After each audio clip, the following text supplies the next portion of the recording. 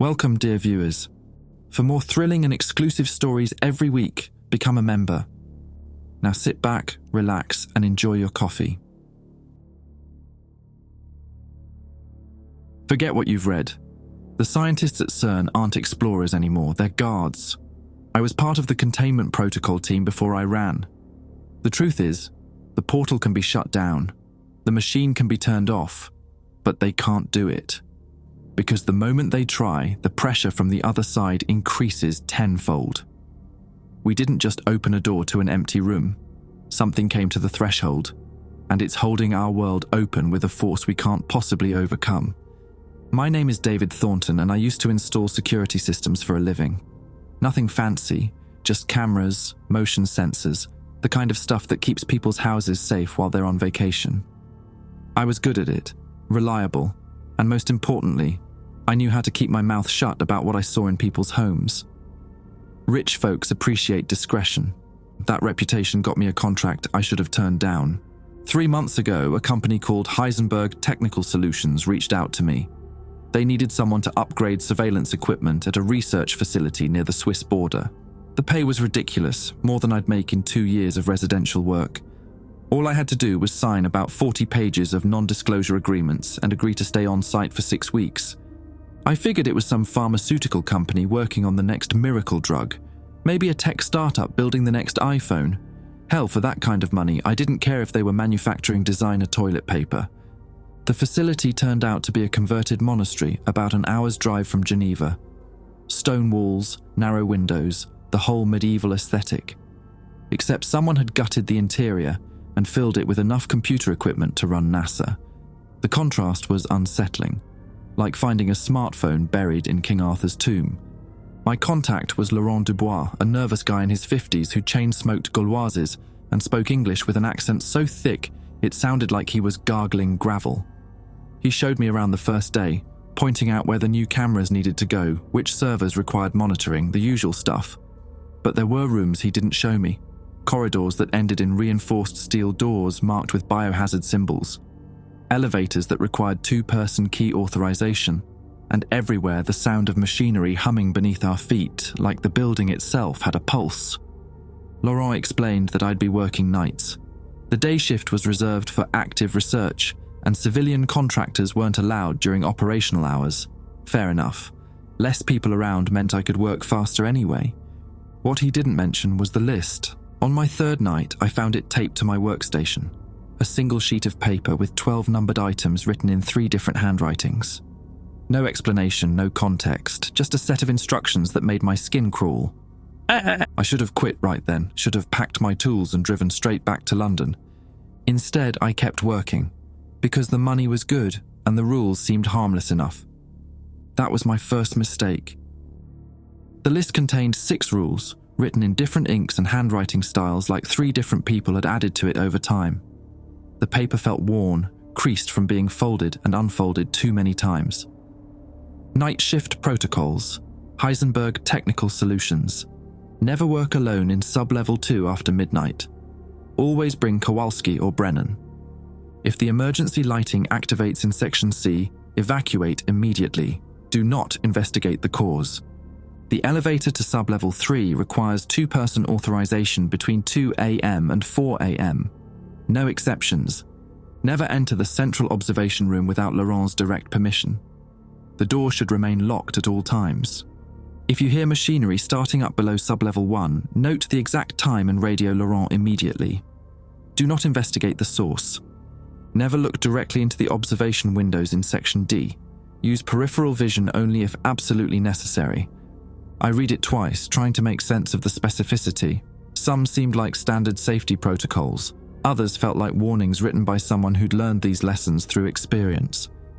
The handwriting on Rule 6 looked fresher than the others, added recently in blue ballpoint pen. Someone had underlined never twice. I folded the paper and slipped it into my tool bag. Whatever this place really was, it wasn't the pharmaceutical lab I'd imagined. The monastery conversion was impressive work. Original stone walls supported modern steel frameworks holding banks of servers and monitoring equipment. LED strips provided clean white illumination that contrasted with the Gothic arches overhead. Someone had invested serious money creating this fusion of medieval architecture and cutting-edge technology. My first few hours passed smoothly. I replaced outdated cameras in the main corridors, upgraded fiber optic cables running to the server room, and tested new motion sensors Laurent had requested for the upper levels. Standard security work, nothing requiring consultation with the list. Around 11:15, I headed down to sub-level 1 to check network connections. The stairs descended through what must have been the monastery's original foundation, rough stone blocks that looked genuinely medieval. Steel supports and cable conduits had been added, but the underlying structure felt ancient. Sub-level 1 housed the main server room filled with dozens of rack-mounted computers, generating enough heat to make the underground space uncomfortably warm. The air tasted metallic from all the electronics, and carried a faint ozone smell that reminded me of approaching thunderstorms. I spent 20 minutes rewiring a patch panel, sweating despite the ventilation system running at maximum. These servers were serious hardware, university-grade processing power, the kind used for complex mathematical modeling or data analysis. Whatever calculations they were running required massive computational resources. While working, I became aware of a rhythmic sound beneath the constant hum of cooling fans. Subtle, almost felt rather than heard, like a slow pulse echoing through the stone floors. The rhythm was too regular for random machinery. It felt intentional, controlled. I checked my watch, 11:43 p.m., still safe from the list's time-based restrictions. The pulsing grew more noticeable as I finished the rewiring. It seemed to originate from deeper in the building, below even this sub-level. Laurent had mentioned additional levels but claimed they were sealed for structural assessment. I gathered my tools and headed back upstairs, pausing at the landing to study the emergency exit map. 3 sub-levels were marked below ground level. Sub-level 2 was labelled Laboratory Complex. Sub-level 3 simply read Restricted Access, Authorization Required. Rule 1 prohibited working alone in sub-level 2 after midnight. It was nearly midnight, and I was definitely alone. The sensible choice was returning upstairs to finish work in the safer upper levels. But the contractor in me was curious about the building's infrastructure. Some network cables disappeared toward the lower floors, and understanding the complete system would help me do the job properly. The door to sub-level 2 bore a simple placard: Laboratory, authorized personnel only.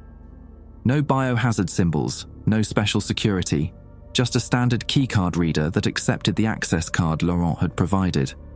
I opened the door and immediately understood why Rule 1 existed. The air in sub-level 2 was thick and humid, carrying an organic smell that made my nose itch. Emergency lighting strips cast dim red illumination along the corridors, while most overhead fluorescents remained dark. The rhythmic pulsing was much stronger here, transmitted through the walls like a massive mechanical heartbeat. Laboratory spaces lined both sides of the corridor. Some had observation windows, others featured solid steel doors. Through the windows, I glimpsed equipment I couldn't identify: cylindrical chambers, complex control panels, monitors displaying streams of scrolling data. But the sounds coming from behind those doors made me question my decision to explore alone. Soft humming, like machinery operating at minimal power. Occasionally, something else mixed with the mechanical noise, a rhythmic tapping pattern, almost like Morse code. I checked my watch, 11:57 p.m., 3 minutes until Rule 1 officially applied. I should leave immediately, find these Kowalski and Brennan people, and return with backup if the lower levels really needed inspection. Instead, I walked deeper into the corridor, drawn by a faint glow emanating from one of the laboratory windows. The light had an odd quality, not the steady white of fluorescence or the warm yellow of incandescent bulbs, but something that seemed to shift and pulse in rhythm with the sounds echoing through the walls. As I approached the window, the tapping from behind the doors became more pronounced, more urgent, like something had noticed my presence and was trying to communicate. I pressed my face close to the glass and peered into the laboratory beyond. What I saw through that window made me understand that this wasn't just a research facility, it was a prison. And something inside was very much aware that visiting hours had just begun. The laboratory contained a cylindrical chamber about the size of a phone booth, suspended in the center of the room by thick steel cables. The chamber itself appeared to be made of some sort of translucent material. Not glass, but something that seemed to bend light around its edges. Inside, barely visible through the distortion, was what looked like a person. Or had been a person. The figure hung motionless in the center of the chamber, connected to dozens of thin tubes that snaked through ports in the cylinder walls. Its body was unnaturally elongated, arms and legs stretched as if someone had grabbed the extremities and pulled. The skin had taken on a pale, translucent quality that reminded me of deep-sea creatures. But the worst part was the face. The features were still recognizably human, but the proportions were wrong. The eye sockets had expanded, creating hollow caverns that housed organs that were definitely not eyes. Something dark and wet moved within those cavities, responding to stimuli I couldn't detect. I stepped back from the window, my stomach lurching. The tapping sounds I'd been hearing weren't random. They were coming from the figure in the chamber, its elongated fingers drumming against the cylinder walls in a steady rhythm. "You shouldn't be down here."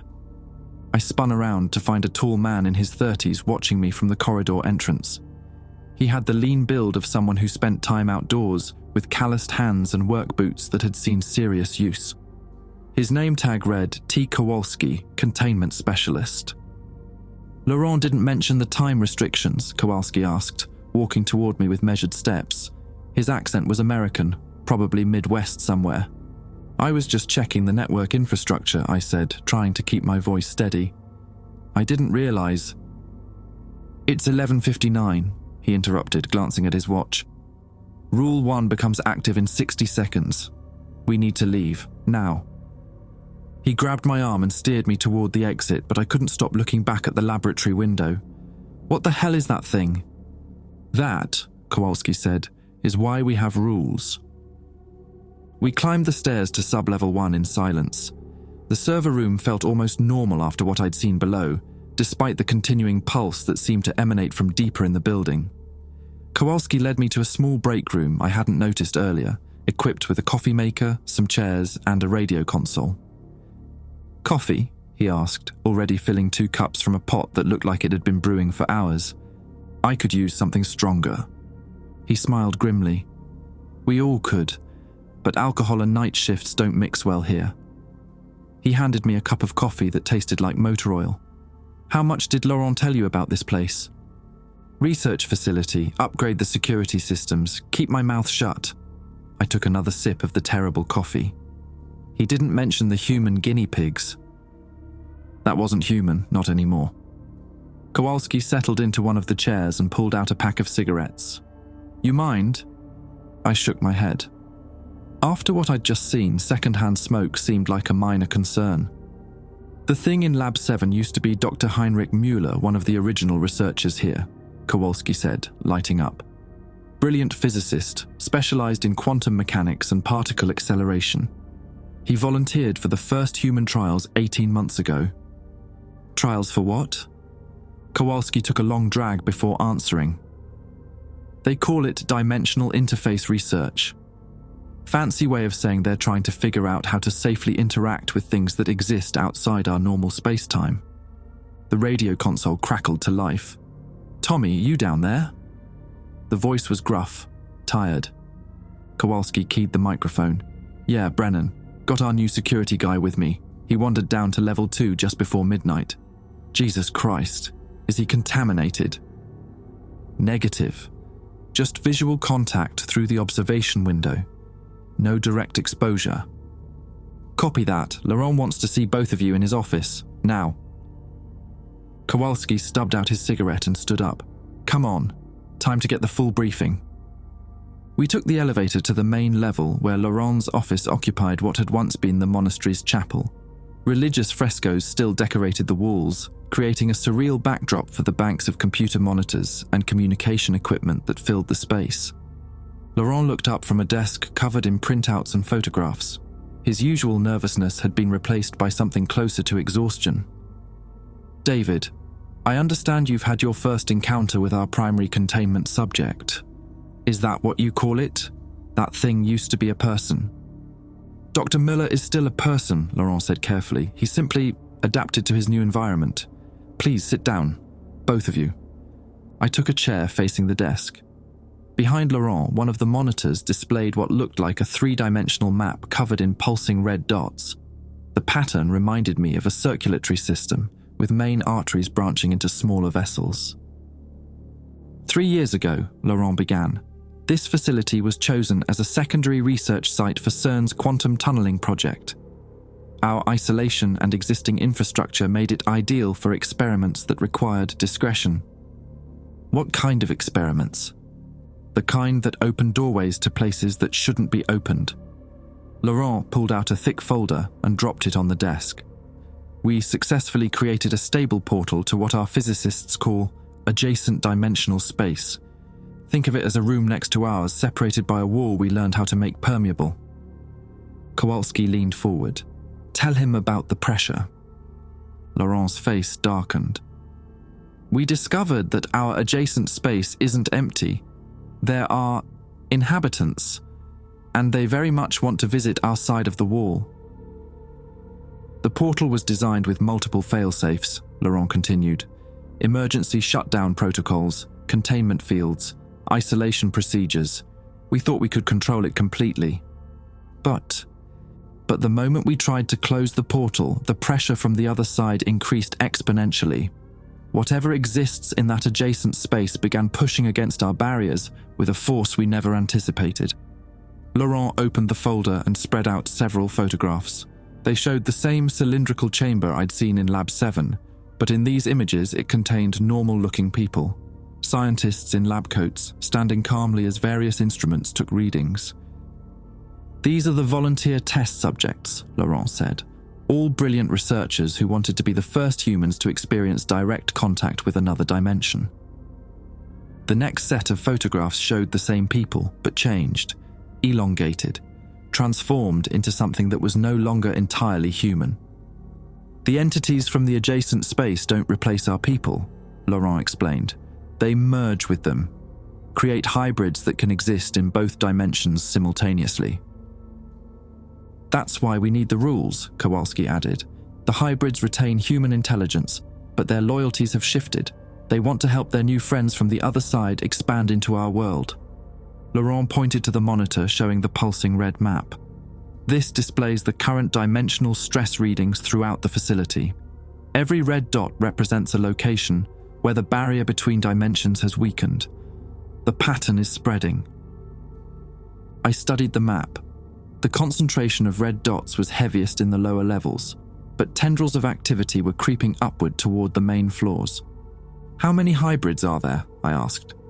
17 confirmed, Laurent said, all contained in specialized chambers designed to limit their ability to weaken the dimensional barriers.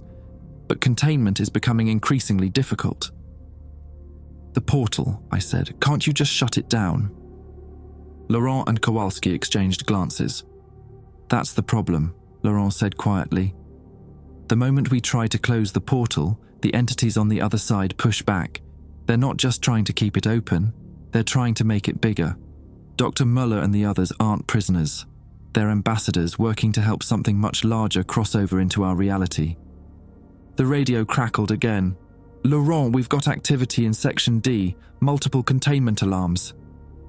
Laurent grabbed the microphone. Which subjects? All of them. They're synchronized again. As if summoned by the radio call, the rhythmic pulsing that had been barely noticeable suddenly intensified. The sound seemed to come from everywhere at once.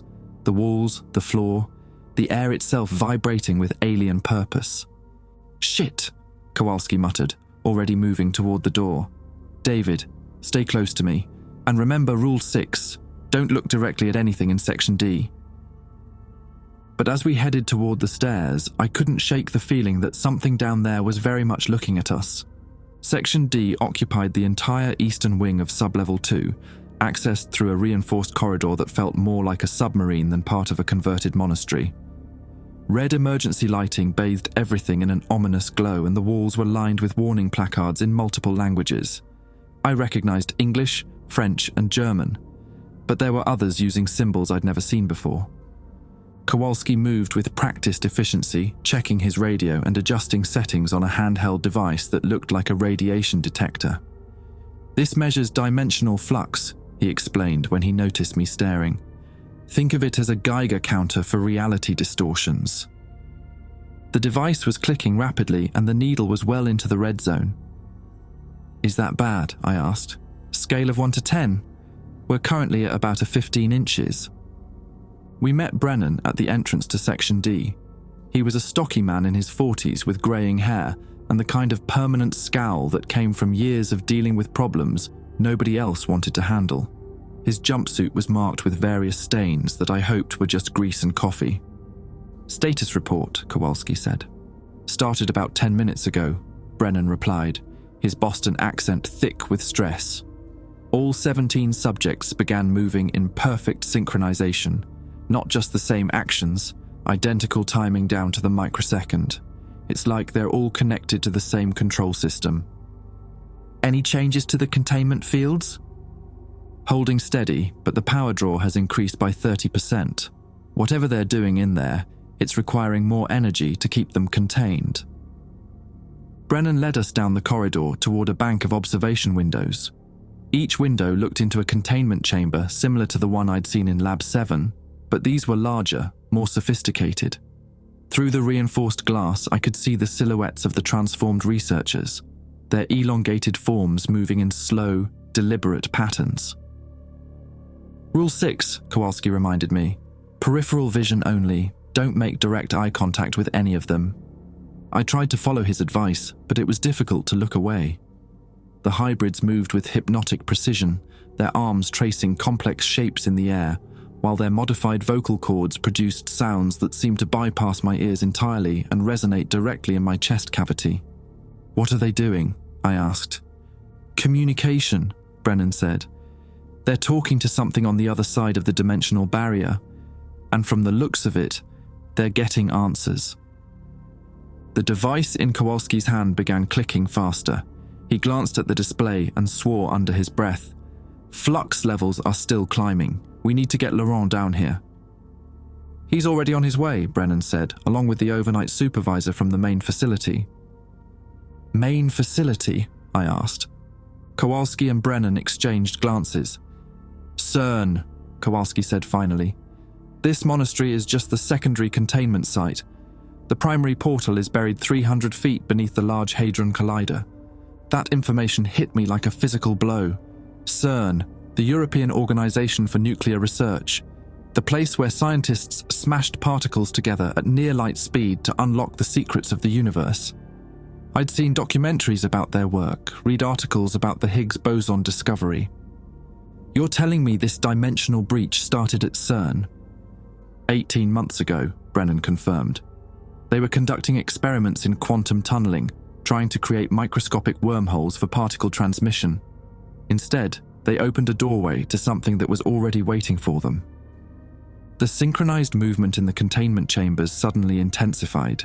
The hybrids pressed against the walls of their cylinders, their modified faces turned toward the observation windows.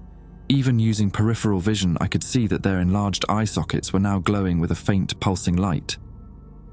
"Shit," Brennan muttered. "They know we're here." "That's not possible," Kowalski said. "The containment fields block all forms of—" He was interrupted by a sound that made my teeth ache. It started as a low harmonic, barely audible, but quickly built into something that felt like standing inside a massive bell. The sound seemed to come from all 17 chambers simultaneously, perfectly synchronized. "Evacuation protocol," Brennan said, already moving toward the exit. "Now." But as we turned to leave, I made a critical mistake. One of the hybrids in the nearest chamber had positioned itself directly against the observation window, and something about its posture made me look directly at it. The moment our eyes met, everything changed. The creature that had once been Dr. Sarah Chen, fuck, I wasn't supposed to know her name, but somehow I did now, smiled at me with too many teeth arranged in configurations that shouldn't fit in a human mouth. But it wasn't the physical transformation that froze me in place. It was the sudden, overwhelming sensation that something vast and alien had just noticed my existence. Images flooded my mind, not memories, but visions of what lay beyond the dimensional barrier. I saw spaces that folded in on themselves like origami made of darkness, structures that existed in too many dimensions to comprehend, populated by entities that had been waiting patiently for millions of years for exactly this opportunity. And at the center of it all, something immense and patient and hungry, pressing against the barrier between worlds with the focused intensity of a predator watching prey. "David!" Kowalski's voice seemed to come from very far away. "Don't look at it directly!" But I couldn't stop. The hybrid's modified eyes held me locked in place while information poured into my consciousness. I learned that the portal at CERN hadn't been an accident. It had been guided. The entities on the other side had been influencing human scientific development for decades, steering researchers toward the exact combination of theories and technologies needed to create a dimensional breach. The Large Hadron Collider wasn't just a particle accelerator, it was a key specifically designed to unlock a door that should have remained closed forever. "The pressure from the other side isn't random," I heard myself saying, though I wasn't sure if I was speaking aloud or just thinking. "They're not trying to force their way through, they're trying to make the portal permanent." Brennan grabbed my arm and physically dragged me away from the observation window. The moment the visual connection broke, the flood of alien information stopped, leaving me dizzy and disoriented. "How long was I standing there?" I asked. "About 30 seconds, Kowalski said. "But that was 30 seconds too long. We need to get you to the decontamination station." "Decontamination?" "Direct visual contact with the hybrids can cause mental contamination," Brennan explained as we hurried down the corridor. "Temporary in most cases, but we've had people who never fully recovered from extended exposure." The decontamination station turned out to be a small medical facility on sub-level 1, equipped with brain scanning equipment that looked more advanced than anything I'd seen in hospitals. A technician, another American, this one with a thick Alabama drawl, ran me through a series of tests while Kowalski and Brennan monitored the readings on multiple screens. "Minimal contamination," the technician announced after 20 minutes of scanning. "Some residual dimensional resonance in the temporal lobe, but nothing that should cause permanent effects." "What does that mean?" I asked. "It means you might have weird dreams for a few days," Kowalski said, "and you might occasionally know things you shouldn't know, but you're not going to sprout extra appendages or start speaking in alien languages. What about the things I saw, the information that got downloaded into my head?" "That's where it gets complicated," Brennan said. "The contamination process involves temporary telepathic connection with the hive mind that controls the hybrids. Most of what you experienced was probably genuine intelligence from the other side. So, the stuff about CERN, about the portal being guided—" "Probably accurate," Kowalski confirmed, "which means we have bigger problems than we thought." Laurent arrived just as the decontamination process finished. He looked haggard, like someone who hadn't slept properly in months. Behind him was a woman in an expensive suit who introduced herself as Dr. Elizabeth Hartman from CERN's Containment Oversight Committee. "How bad is the contamination?" Laurent asked immediately. "Minimal," the technician replied, "but he received significant intelligence download during the contact event." Dr. Hartman stepped forward. "What kind of intelligence?" I looked at the faces around me. Exhausted professionals trying to contain something that was probably beyond human ability to control. "They're not trying to invade," I said. "They're trying to renovate. The entities on the other side want to merge our dimension with theirs, creating a hybrid reality where both species can exist." "That's consistent with our theoretical models," Dr. Hartman said grimly. "The question is whether we can prevent it." "According to what I saw," I continued, "the answer is no. The portal at CERN has reached critical stability. Every time you try to shut it down, the entities push back harder because they know closure would set their plans back by centuries." "Then we're fucked," Brennan said bluntly. "Not necessarily," Dr. Hartman replied. "There is one option we haven't tried yet, but it would require volunteers willing to undergo the transformation process voluntarily." "You want to create more hybrids?" Kowalski asked incredulously. "We want to create hybrids who are still loyal to humanity," she clarified, ambassadors who can negotiate with the entities from a position of equality rather than subservience. I thought about Dr. Chen, or whatever she had become, and the alien hunger I'd sensed behind her modified eyes. What makes you think voluntary hybrids would remain loyal to us? Because, Dr. Hartman said quietly, we would send them through with specific instructions to sabotage the dimensional merger from the inside. The room fell silent except for the omnipresent humming from the machinery below our feet. The sound seemed louder now, more urgent, as if something down there was growing impatient with our deliberations. How many volunteers would you need? Laurent asked. 3, Dr. Hartman replied. Ideally, people with technical backgrounds who could understand the portal's operating mechanisms. She looked directly at me when she said it.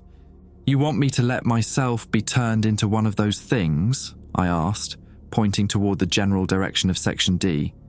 Are you completely out of your minds? Dr. Hartman remained calm, professional. The transformation process would be controlled, voluntary, and reversible within a 72-hour window. You would retain full human consciousness while gaining the ability to interface directly with the dimensional breach. Reversible, I repeated. You mean like Dr. Muller and the others were reversible? Dr. Muller and his colleagues were early test subjects, she replied. We've learned significantly more about the process since then. The current protocol allows for temporary hybridization with full restoration capabilities. Kowalski snorted. Bullshit. Show him the footage from the Geneva facility. Laurent shot him a warning look, but Kowalski was already moving toward one of the computer terminals. He has a right to know what he's being asked to do. Tom, that's classified, Laurent started. Fuck classified, Kowalski interrupted. If he's going to volunteer for this insanity, he should see what happened to the last guy who tried it. He pulled up a video file dated 3 weeks earlier. The footage showed a sterile laboratory where a man in his 30s lay on an examination table connected to various monitoring devices. The man appeared calm, alert, answering questions from off-camera researchers. This is Dr. James Morrison, Kowalski narrated.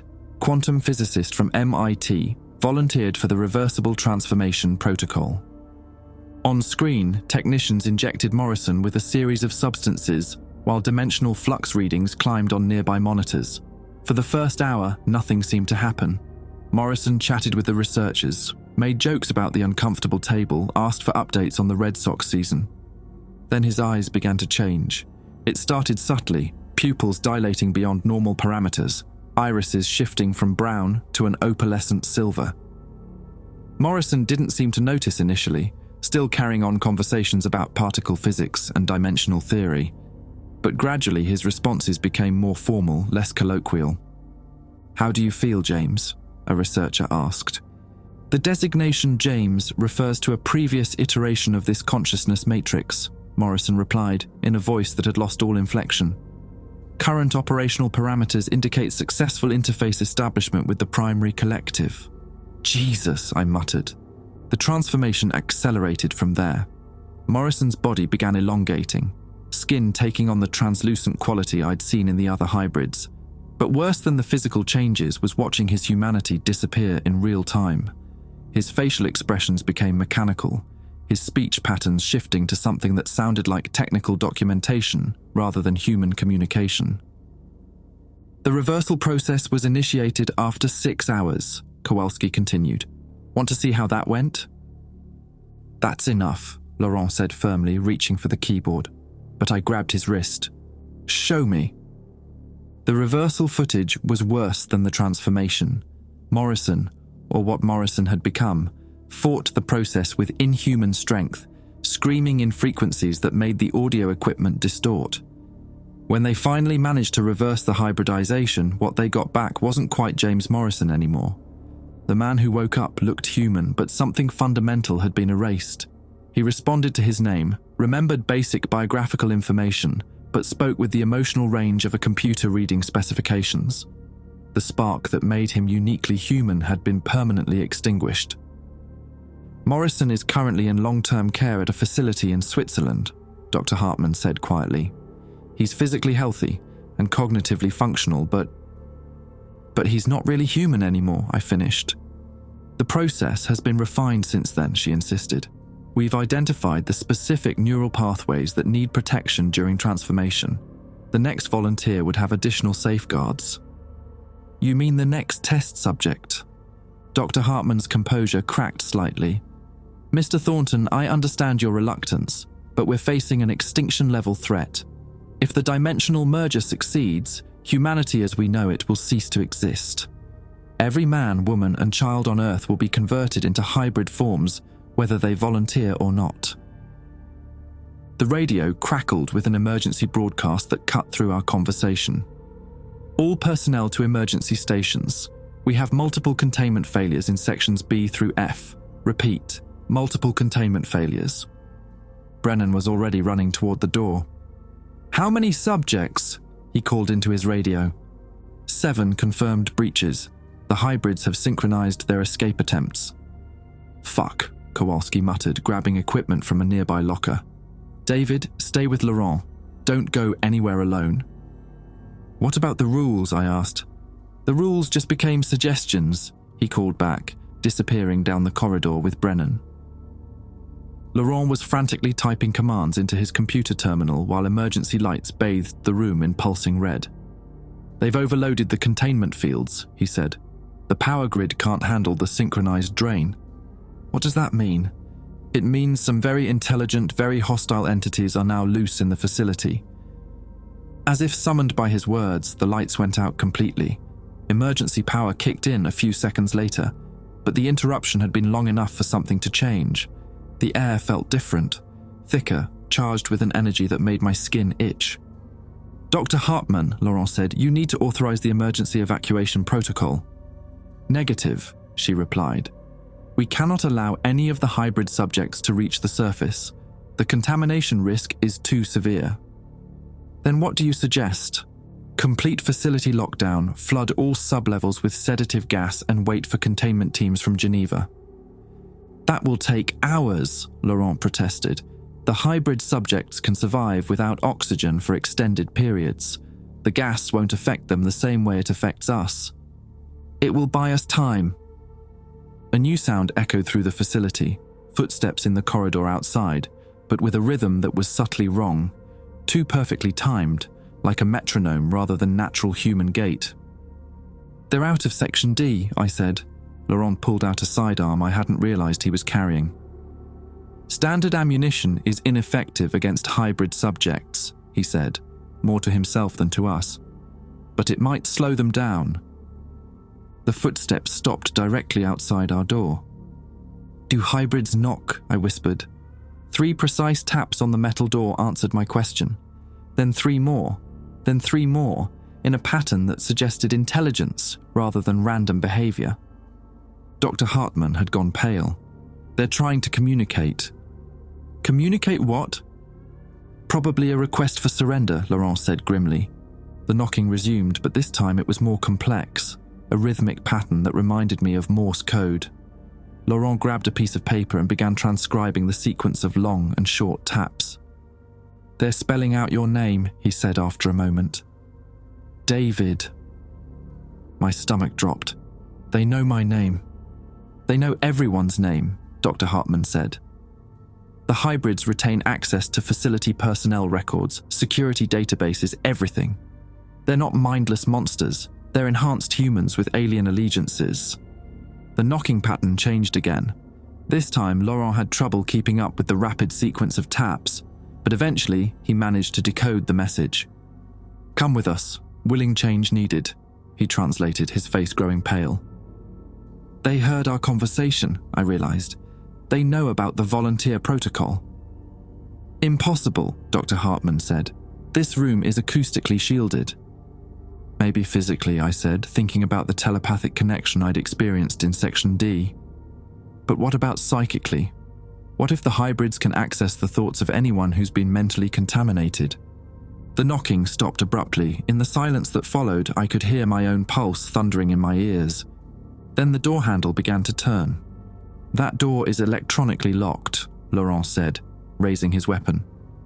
The only way it can open is from the inside or with administrative override.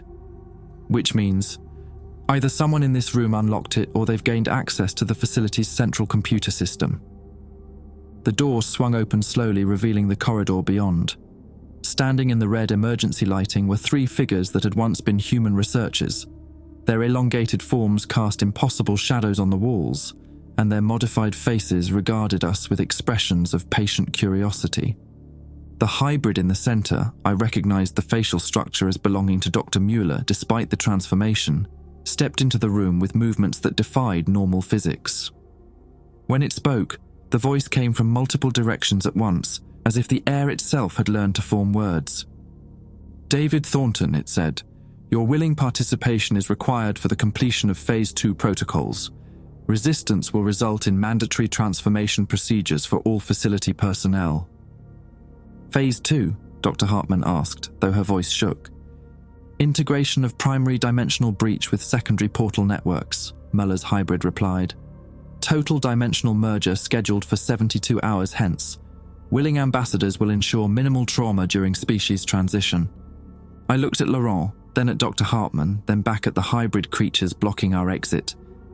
The choice they were offering wasn't really a choice at all: become a willing test subject for an experimental transformation process, or watch everyone in the facility get forcibly converted into alien hybrids.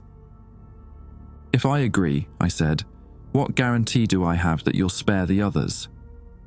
"None," Mueller replied with disturbing honesty. "But willing transformation increases probability of retaining core personality matrix by 47%. Forced conversion typically results in complete consciousness replacement. Basically," I said, "you're offering me a 47% chance of staying human enough to remember my own name." "Correct."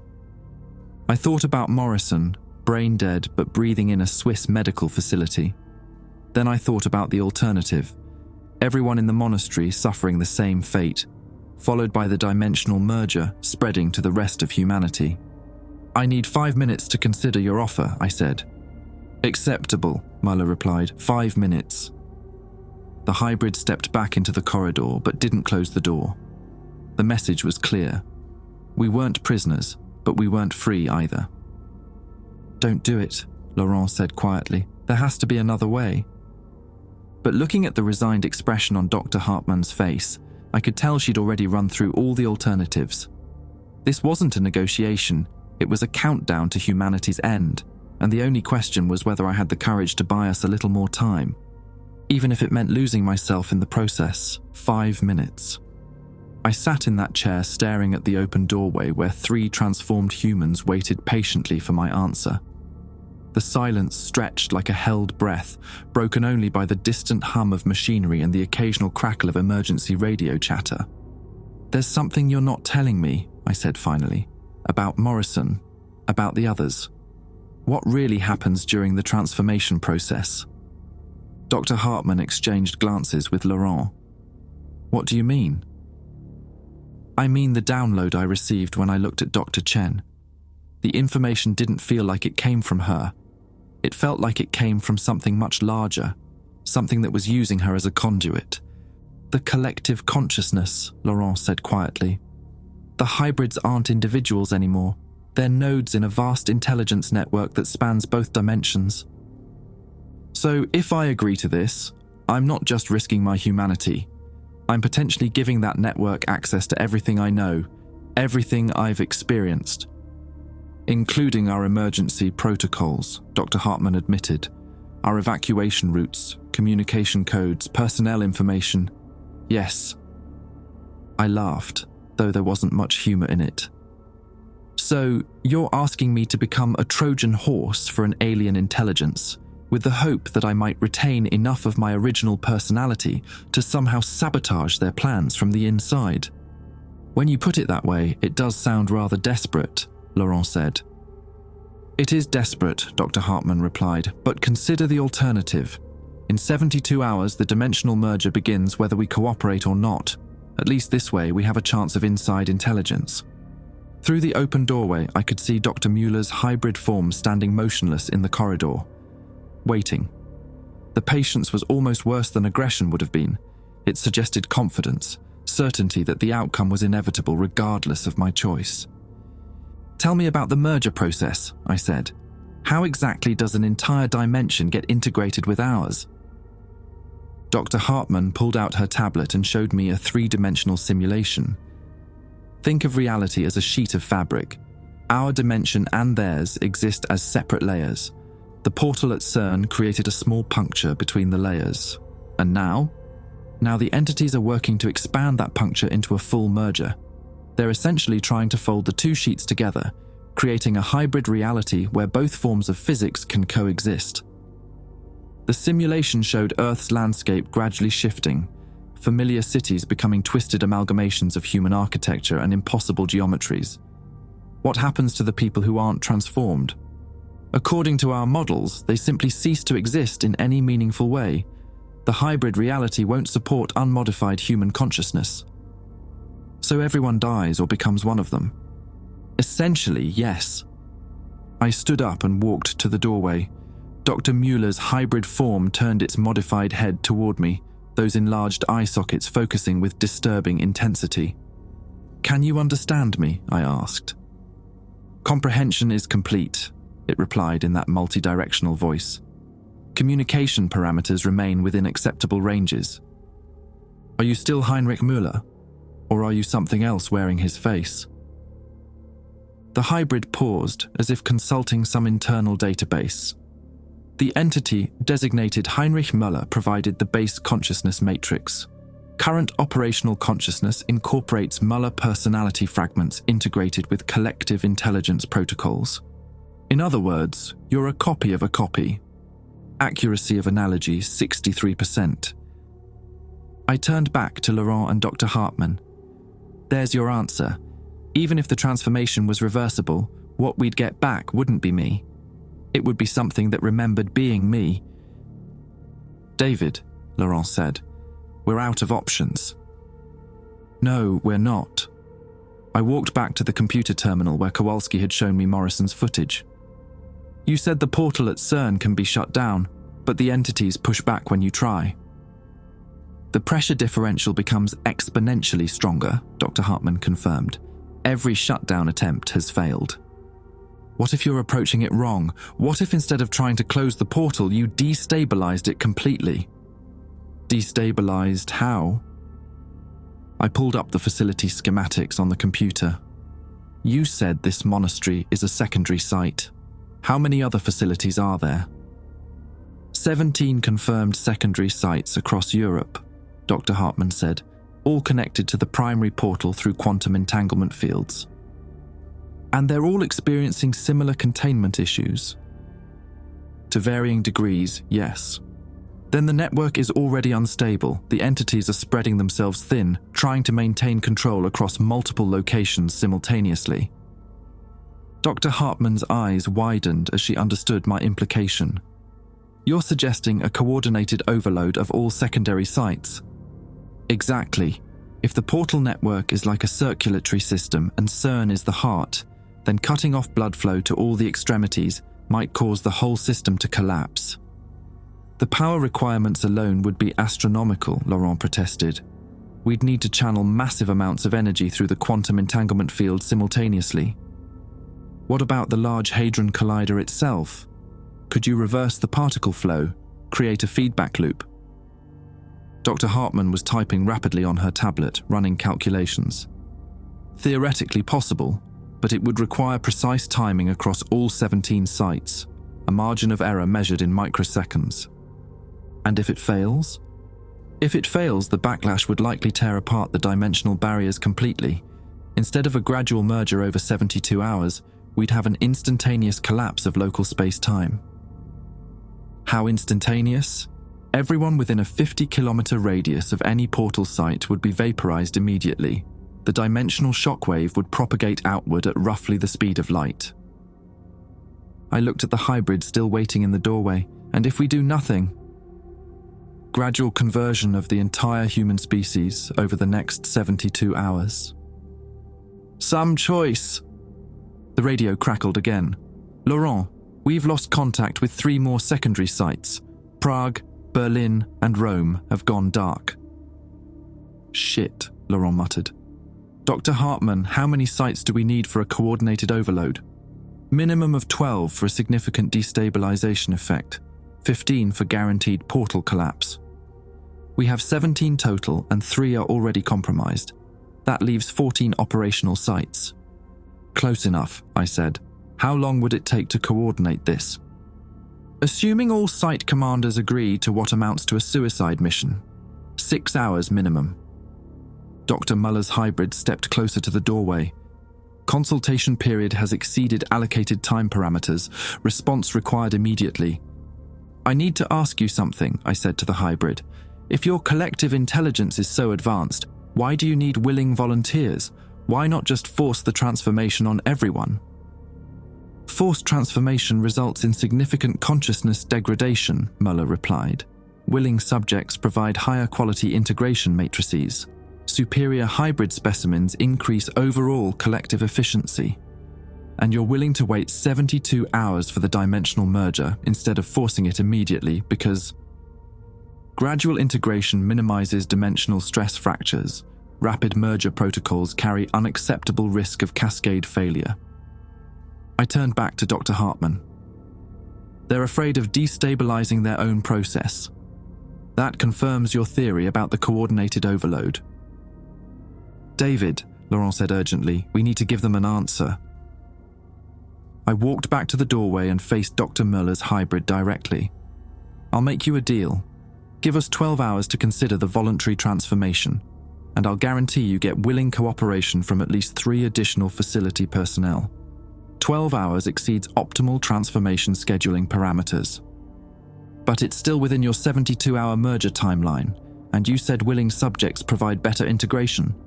Wouldn't it be worth a small delay to ensure higher quality results?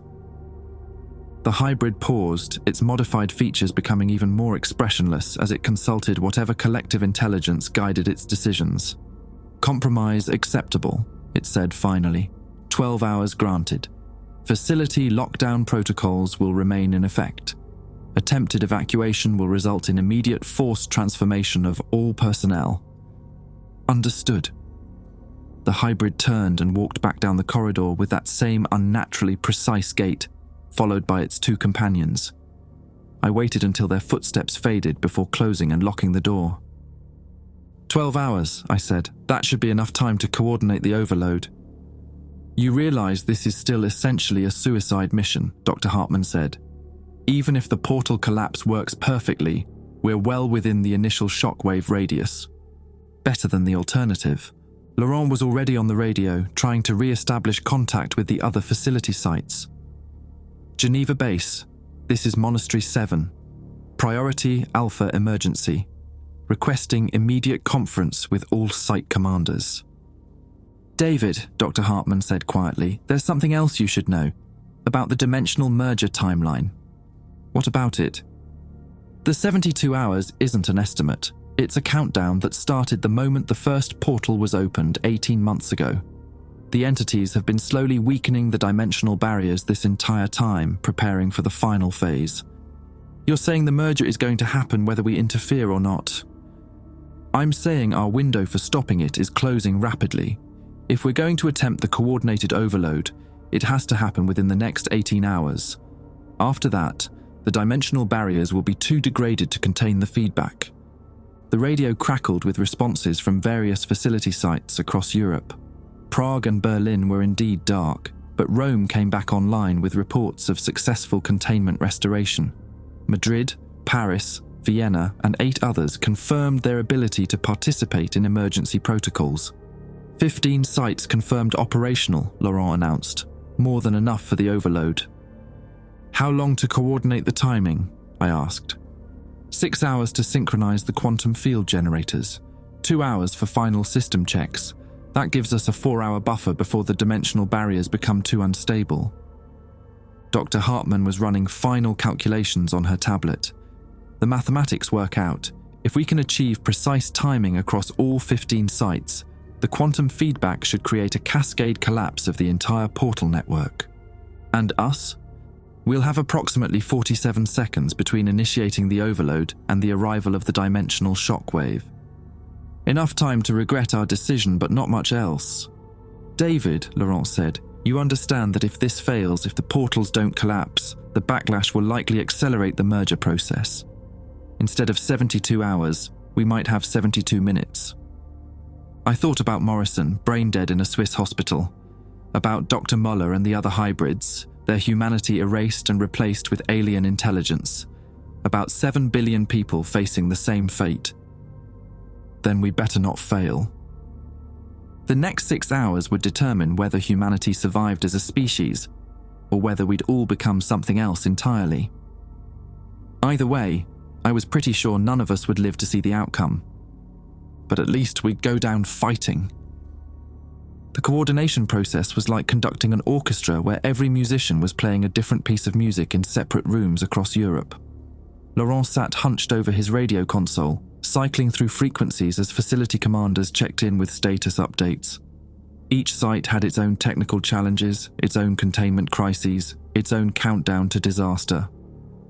Vienna base reports quantum field generator operating at 92% efficiency, Laurent announced. They've lost 2 hybrid subjects to containment failure, but the primary systems are stable. Dr. Hartmann worked frantically on her tablet, adjusting timing calculations as each new variable was reported. Madrid has a power fluctuation in their particle accelerator array. They're compensating with backup generators, but it's adding a 4 microsecond delay to their sequence. Can the synchronization accommodate that? I asked.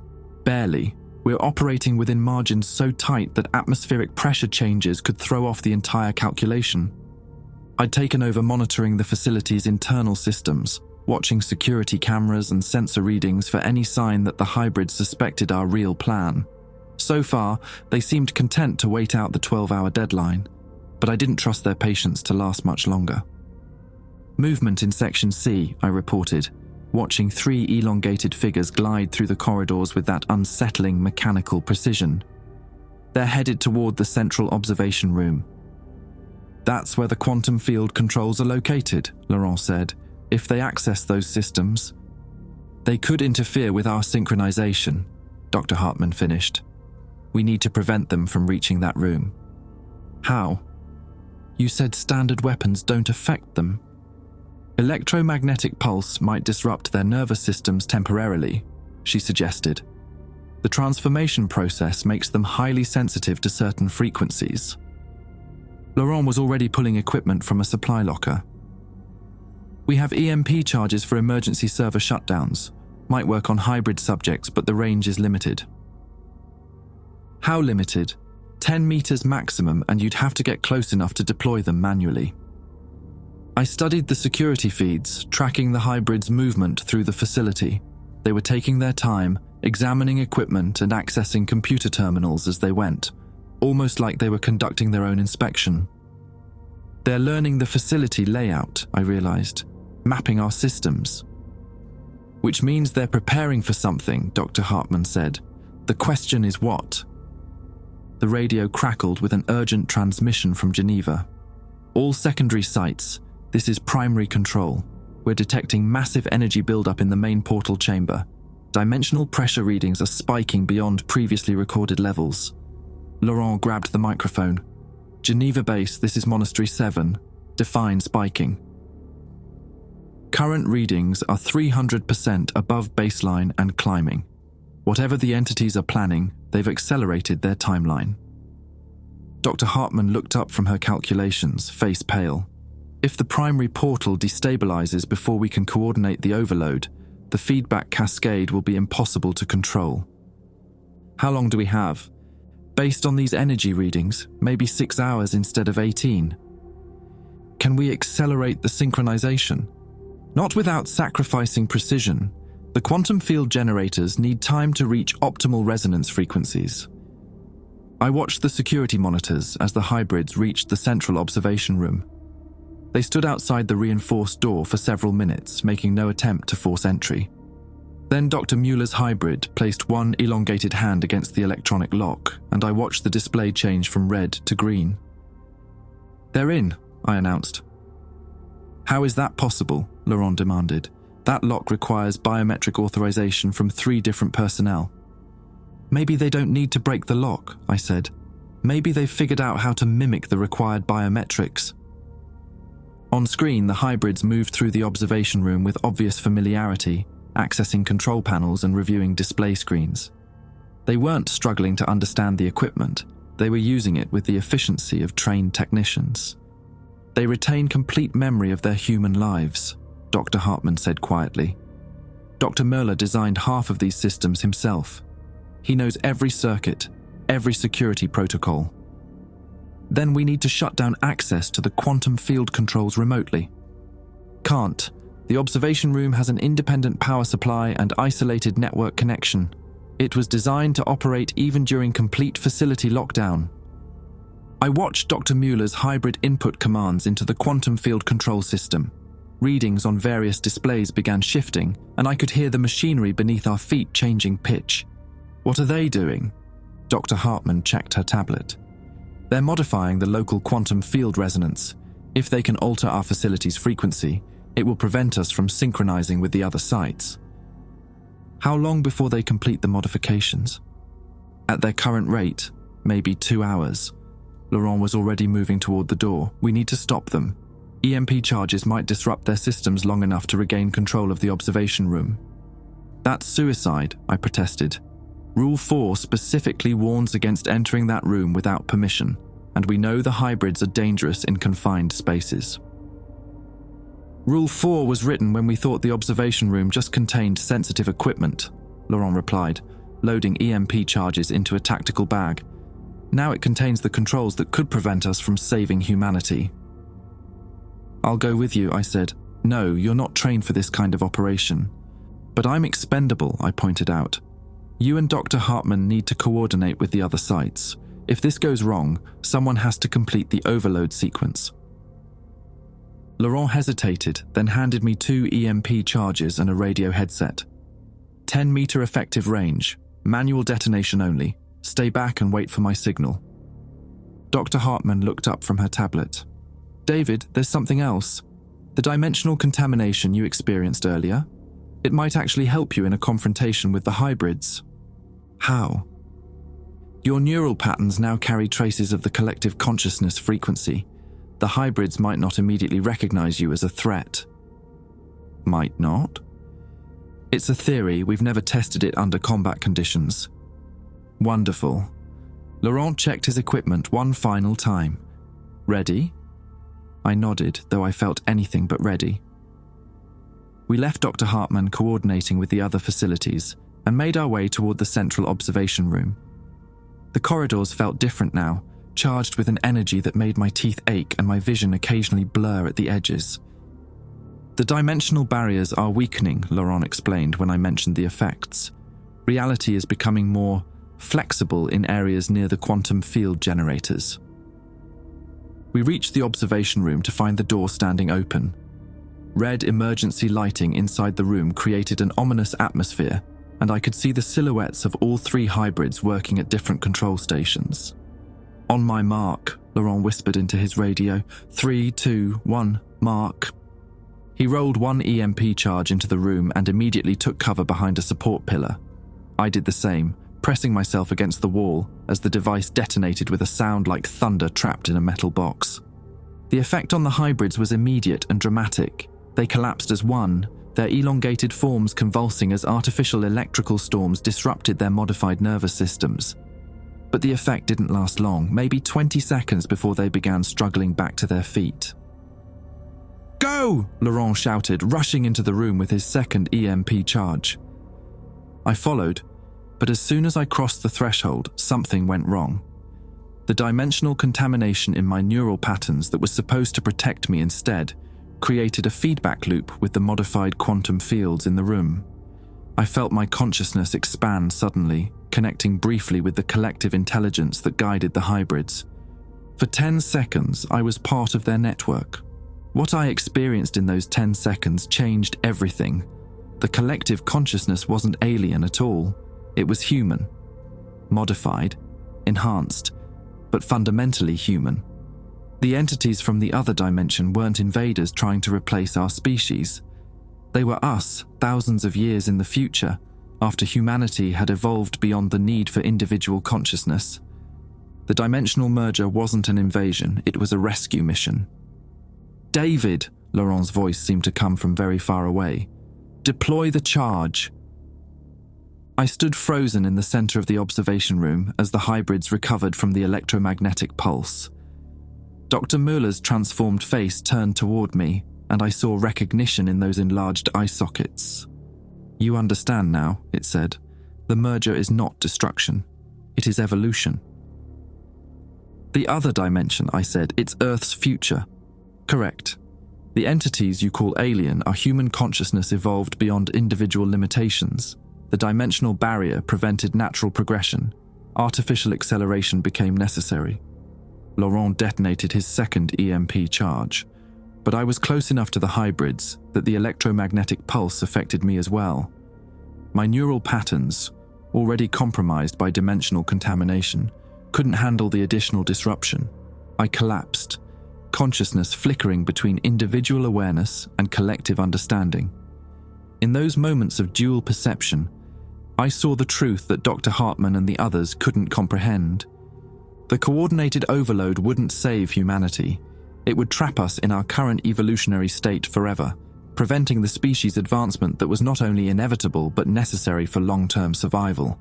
But it was too late to change course.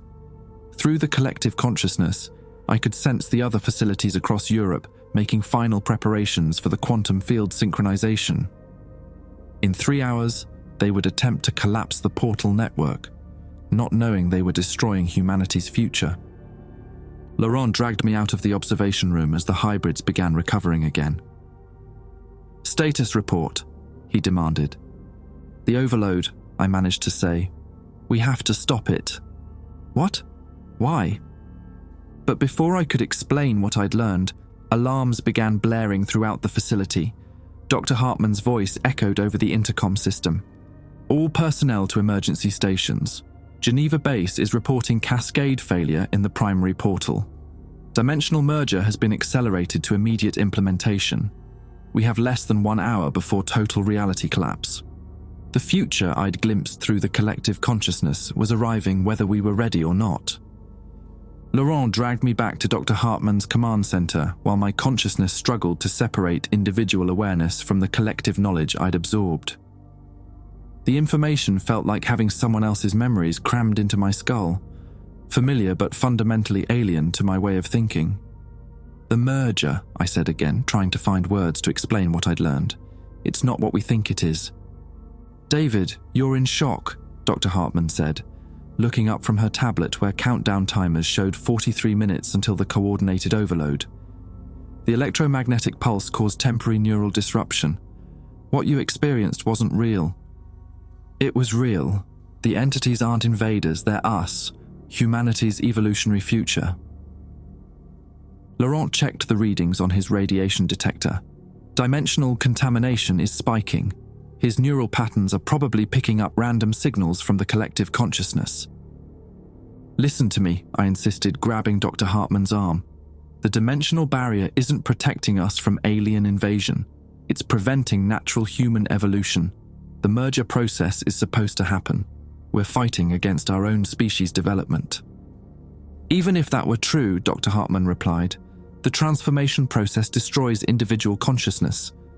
Every person becomes part of a collective hive mind. That's not evolution, that's extinction of human individuality.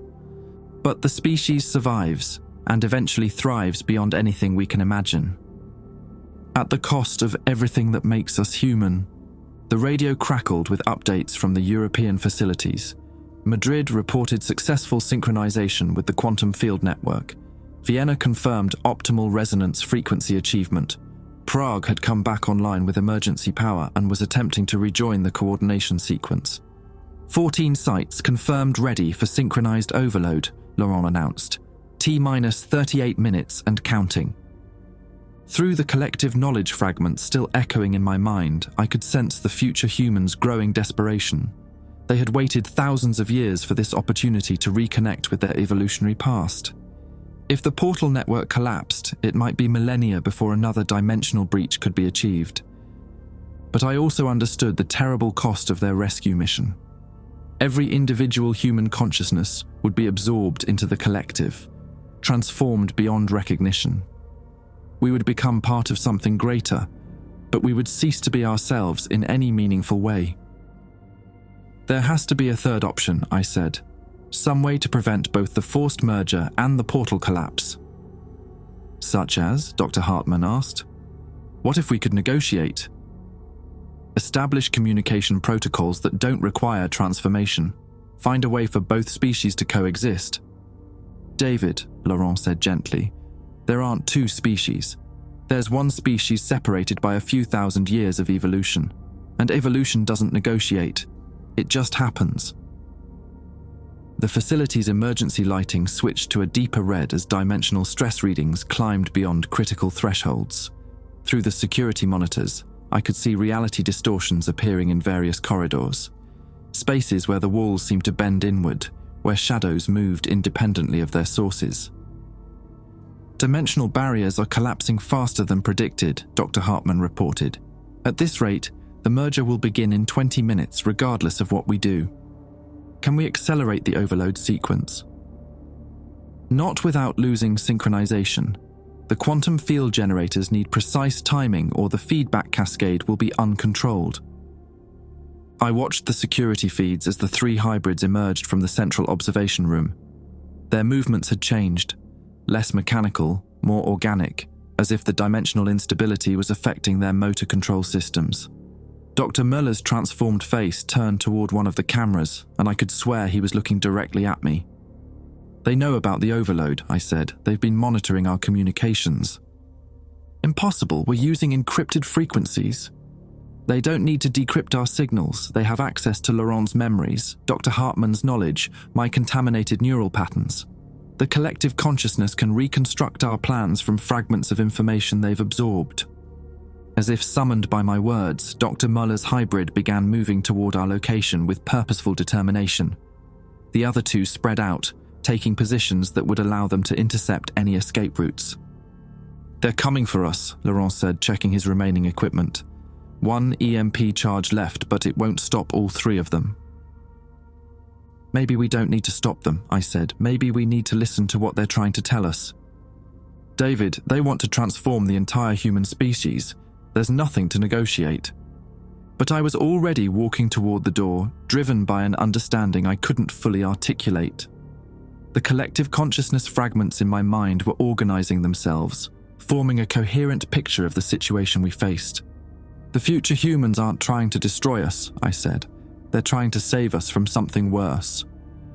Worse than losing our individual consciousness. Species extinction, total evolutionary dead end.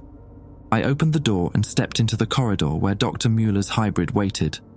Laurent and Dr. Hartman followed reluctantly, weapons ready but uncertain. David Thornton, the hybrid said in that multi-directional voice, your neural patterns indicate partial comprehension of the situation. Clarification is required. Tell me about the dead end, I said. What happens to humanity if the merger doesn't occur? The hybrid paused, accessing databases that spanned thousands of years of future history. Current evolutionary trajectory results in species stagnation within 2 centuries. Environmental collapse, resource depletion, and technological limitations prevent advancement beyond planetary boundaries. Extinction probability, 97% within 500 years. And with the merger, collective consciousness allows transcendence of physical limitations. Species survival probability, indefinite. Expansion beyond dimensional boundaries becomes achievable. Dr. Hartman stepped forward, at the cost of individual human experience, art, love, personal relationships, everything that defines our humanity. Individual experience is preserved within collective framework, the hybrid replied, enhanced rather than eliminated. Current human limitations prevent appreciation of expanded possibilities. The radio crackled with an urgent transmission from Geneva. All secondary sites, this is primary control. Catastrophic failure in main portal chamber. Dimensional breach is expanding beyond containment parameters. We're initiating emergency shutdown of the Large Hadron Collider. Negative, Dr. Hartman shouted into the radio. Emergency shutdown will destabilize the entire network. You'll cause uncontrolled dimensional cascade. Too late, came the response. Shutdown sequence already initiated. All secondary sites report immediate status. Laurent grabbed his radio. Geneva base, this is Monastery 7. Emergency shutdown will prevent our coordinated overload. We won't be able to collapse the portal network. Understood. You're cleared to proceed with independent action. Good luck. The connection went dead, leaving us in the eerie quiet of a facility balanced on the edge of dimensional collapse. The hybrid observed our panic with what might have been sympathy.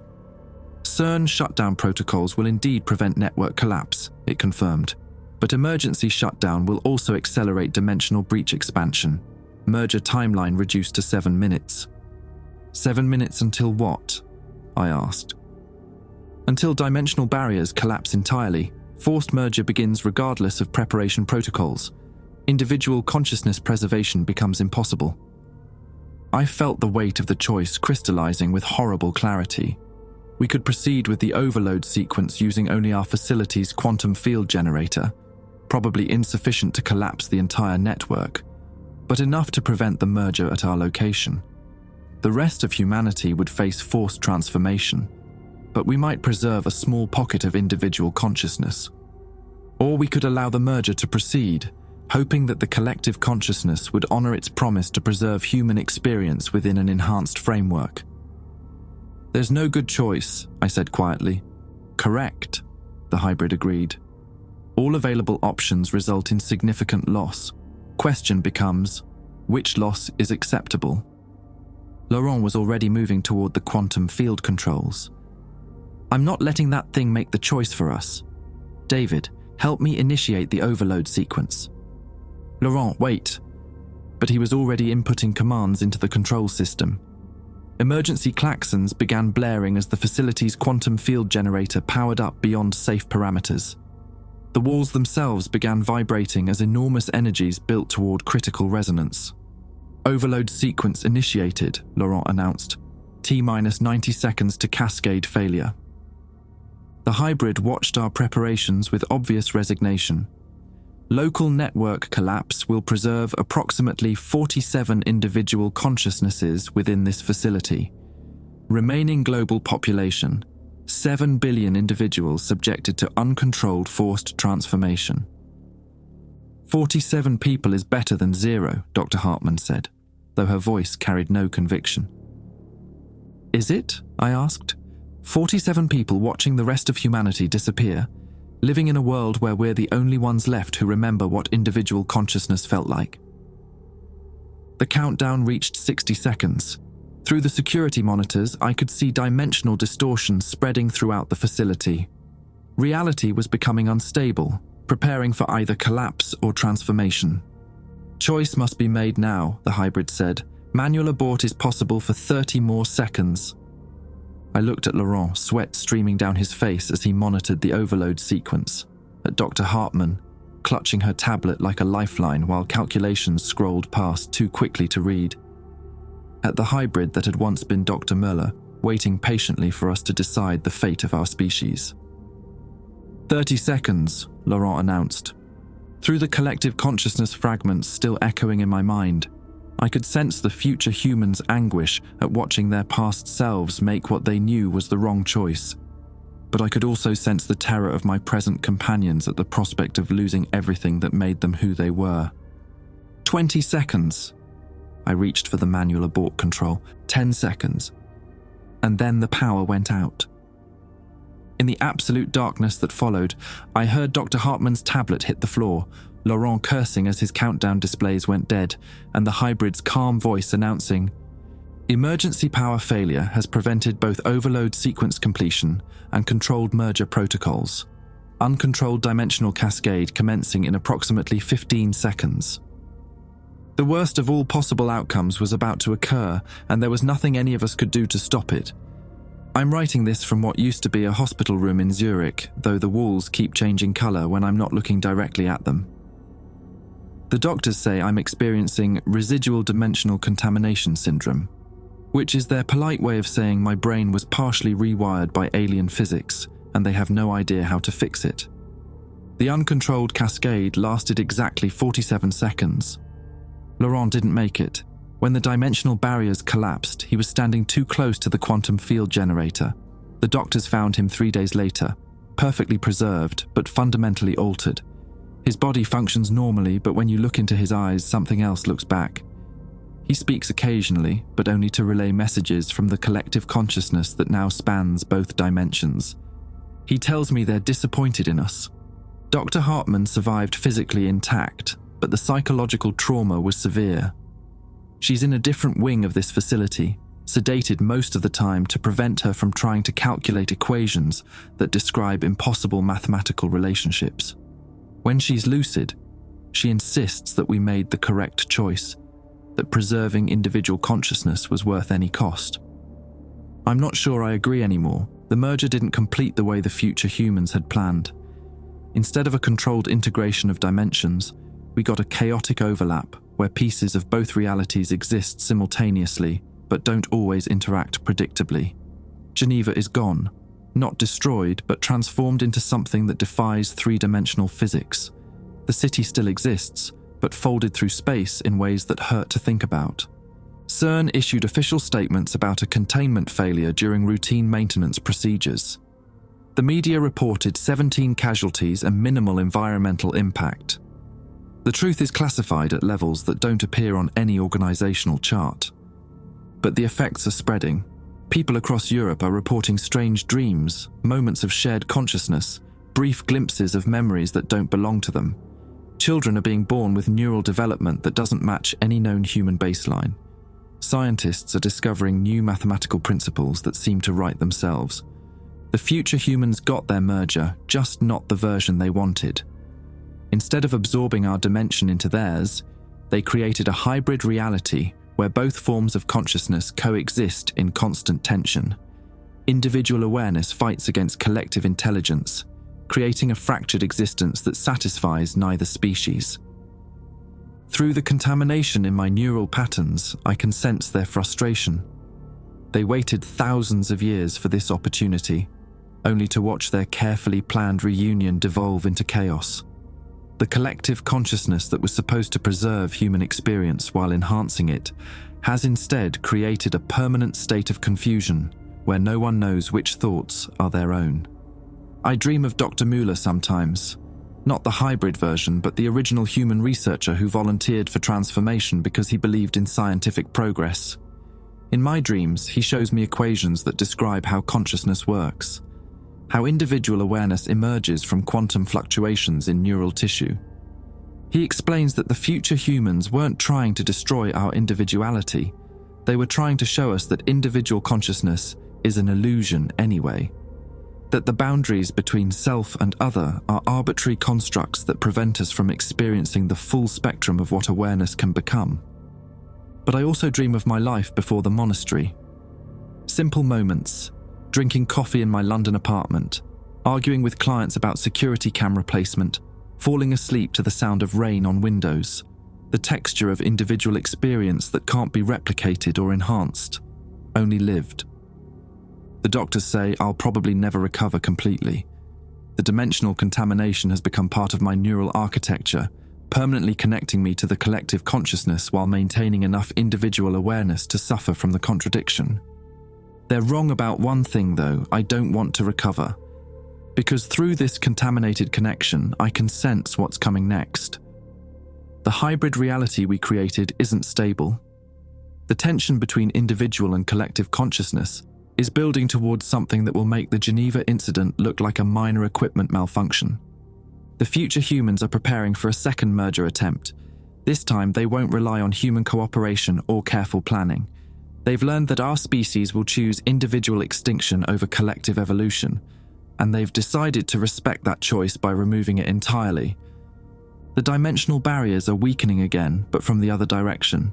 Instead of trying to merge our reality with theirs, they're simply going to replace it.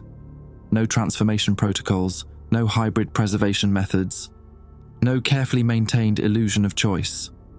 In approximately 18 months, our dimension will be overwritten by theirs. Every human consciousness will be absorbed into the collective, but without the safeguards that might have preserved our individual experiences within the larger framework. We chose extinction over evolution, and now we're going to get both.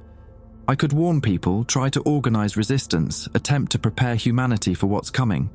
But the contamination in my neural patterns shows me the futility of such efforts. The future humans have learned from our mistakes. This time, there won't be any rules to follow, any choices to make, any desperate last-minute attempts to prevent the inevitable.